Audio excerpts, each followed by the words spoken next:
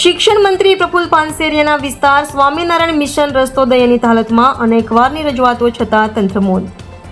આપના કોર્પોરેટર મહેશ અનગઢ દ્વારા વારંવાર તંત્રને રજૂઆત છતાં તંત્ર જાણે બુદ્ધિનું દેવાળું ફૂંકવા બેઠી હોય તેવું નિંદ્રાધીન. શું સ્વામિનારાયણ મિશન રોડ એ પાકિસ્તાનનો ભાગ છે? મહેશ અનગઢ. ક્યાં તો મંત્રી પાનસેરિયાનું કશું ઉપજતું નથી અથવા તો જાણી જોઈને પ્રજાને પીડાવા દે છે મહેશ અનગઢ. સુરત શહેરના સરથાણા ઝોનના પાસોદરાથી હાઈવેને જોડતા રોડ પર રેલવે લાઇન નીકળેલ છે, જે છેલ્લા 2 વર્ષથી જનતા ખૂબ હેરાન થઈ રહી છે. આ માટે ત્યાંના આમ આદમી પાર્ટીના સ્થાનિક કોર્પોરેટર મહેશભાઈ અણગણ દ્વારા તંત્રનું અને રેલવેનું પણ ધ્યાન દોરેલ. તેમ છતાં નિષ્ઠુર તંત્ર અને નિષ્ઠુર સરકાર આ બાબતે કોઈ કામગીરી કરતું નથી. મહેશભાઈ અણગણના કહેવા મુજબ રેલવે વિભાગને પણ રસ્તો બનતા પહેલાં ખબર હશે કે અહીં ઢાળ આવે છે, તો શું રેલવે વિભાગે બુદ્ધિનું પ્રદર્શન કર્યું છે? ઢાળ આવે એટલે સ્વાભાવિક પાણી ભરાવવાની સમસ્યા રહેવાની છે. તો શું રેલવે વિભાગને સંલગ્ન ઇજનેરોની બુદ્ધિ નહીં ચાલી હોય? રેલવે લાઇન નીચે જ પાણી ભરાવવાથી અનેક સમસ્યાઓ ઊભી થઈ શકે છે. વિસ્તારમાં ભાજપ સરકારના શિક્ષણ મંત્રી છે, તો શું એમનું પણ આ સરકાર સાંભળતી નહીં હોય કે પછી મંત્રીનું જ ધ્યાન જનતાને પડતી અગવડતા માટે નથી? આ એક સવાલ છે. આમ આદમી પાર્ટીના કોર્પોરેટર મહેશ અનગઢે આ બાબતે ધ્યાન દોરતા જણાવ્યું કે જ્યારે આ બ્રિજ બનતો હતો ત્યારે જ જો સાંસદે ધ્યાન દોર્યું હોત તો આ સમસ્યા ના હોત, પરંતુ સરકારમાં બેઠેલ અભણ લોકોના કારણે આ સમસ્યાઓ વધી રહી છે. નમસ્કાર, હું મહેશભાઈ અણગણ, કોર્પોરેટર આમ આદમી પાર્ટી સુરત મહાનગરપાલિકા. હું અત્યારે જે જગ્યા ઉપર ઊભો છું, કદાચ એ જગ્યા જે છે એ સ્વામિનારાયણ મિશન રોડ જે કહેવાય, જે સમગ્ર પાસોદરાને અને પછી ત્યાંથી સીધો હાઈવેને જોડતો આ રોડ છે. આ જગ્યા છેલ્લા 2 વર્ષ કરતાં પણ વધારે સમયથી આ જ પરિસ્થિતિની અંદર છે. એટલે કદાચ એવું લાગતું છે કે આ કામરેજ વિધાનસભામાં નહીં આવતું હોય, આ સુરત કે ગુજરાત કે ભારતની અંદર આ જગ્યા નહીં આવતી હોય, આ જગ્યા કદાચ પાકિસ્તાનમાં આવતી હશે. એટલે ભાજપ શાસકો આ જગ્યા માટે કોઈ પણ પ્રકારની કામગીરી કરતા નથી. સાંસદ ત્રીનો વિસ્તાર ગણાય છે, ભાજપના છે. ધારાસભ્યોના વિસ્તાર છે, ભાજપના છે. તેમ છતાં જે રેલવેની જગ્યા છે, રેલવેવાળા આખી લાઇનની કામગીરી કરી નાખી છે, પરંતુ અહીંયા કોઈ પણ અધિકારી આ જગ્યા માટે કામગીરી કરવા આવતા નથી. રોજના આ વિસ્તારમાં 50,000 કરતાં પણ તમે જુઓ કે ગાડીઓની હાલત જુઓ દરરોજ. આમની પાછળ એમને કેટલા રૂપિયાનો ખર્ચો પછી આવશે કોઈને ખબર નથી. રોજ જે લોકોને આ જ રીતે હેરાન થવાનું, પણ એક પણ અધિકારી કે એક પણ ભાજપનો શાસક આ બાબતે બોલવા તૈયાર નથી. બતાવો તમે એને કેટલી ભયંકર હાલત છે.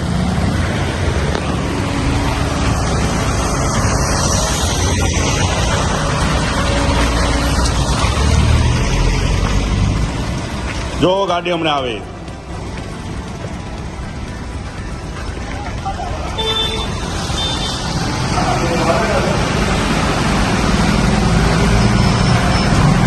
એટલે આની ઉપરથી તો એવું લાગે છે, આની ઉપરથી એવું લાગે છે કે આ જે સ્વામિનારાયણ મિશન રોડ જે કહેવાય છે, જે ગરનાળું છે, એટલો કદાચ ભાગ પાકિસ્તાનવાળાના ભાગમાં ગયો હશે, અને તો જ અહીંની આ ભારતીય જનતા પાર્ટીની જે સરકાર છે એ કોઈ પણ પ્રકારની કામગીરી કરતી નહીં હોય. રોજની તકલીફ, અને 1-2 દિવસ કે 5 દિવસથી નહીં, આ તકલીફ અહીંયા છેલ્લા 2 વર્ષ કરતાં વધારે સમયથી છે. અહીંયા કોઈ પણ સંજોગોની અંદર ડામર રોડ ચાલે એમ છે જ નહીં, પરંતુ વારે વારે અમુક પ્રકારની કોઈ ફોટા સેશન કરવા માટે લોકો આવી જાય, 2 ગાડી નખાવી જાય, અને પછી પાછું એનું એ પૈસા બનવાના પૈસા બની જાય, પરંતુ સમાધાન થતું નથી. આ જગ્યા પર કમ્પલસરી સીસી રોડની જરૂરિયાત છે. બીજી સૌથી મહત્વની વાત જે છે એ વાત એવી કહી શકાય કે આ જે રોડ છે સ્વામિનારાયણ મિશન રોડ, એ રેલવેને ખબર હતી કે અહીંયા રોડ છે ને મોટો રોડ, કેનાલને જોડતો રોડ છે. તેમ છતાં આની જે ડિઝાઇન રેલવે નાખી એ જાણી જોઈને આમ કરી છે. એને હું એક એન્જિનિયરોને બુદ્ધિ નહીં હોય કે ભાઈ આ રેલવેનું નાળું ઊંચું લઈએ તો નીચેથી પાણીનો નિકાલ થઈ શકશે, પરંતુ તેમ છતાં દરેક જગ્યાએ આવા નીચા ઘરનાળાઓ બનાવી દીધા છે.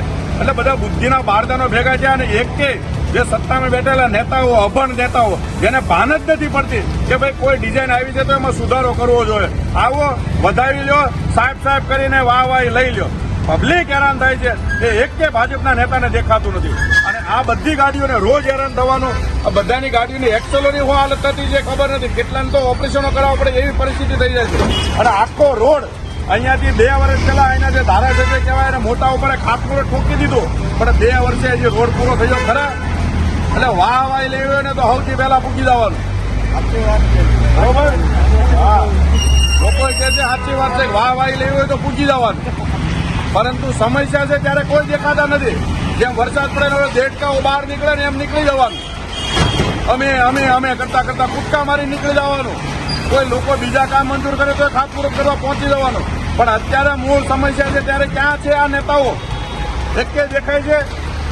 મોટી મોટી ઓલા લોકોની સાથે બેસીને અધિકારીઓ સાથે કાલે ફોટો સેશન ઘણા બધા લોકોએ કરી લીધું. આનું શું?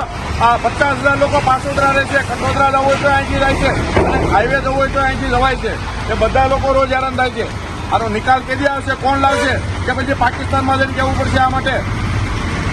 તાત્કાલિક કોર્પોરેશન હોય તો કોર્પોરેશન R&D વિભાગને કરવાનો કે કેન્દ્રને, જે લોકોએ કરવાનું હોય તે તાત્કાલિક ધોરણે અહીંયા સ્થિતિ સ્ટ્રક્ચર ઊભું કરે અને બાજુનું ઘરનાળું છે એ પણ ચાલુ કરવામાં આવે. આ રોજની હેરાનગતિ અહીંયા કોઈ સંદર્ભમાં ચલાવી શકાય એવી પરિસ્થિતિ નથી. માનવતાના ધોરણે, લોકોના હિત માટે તાત્કાલિક ધોરણે અહીંયા રિપેરિંગની કામગીરી કરવામાં આવે અને બાજુનું ઘરનાળું પણ ખોલવામાં આવે એવી નમ્ર અપીલ છે જતાઓ લોકોને.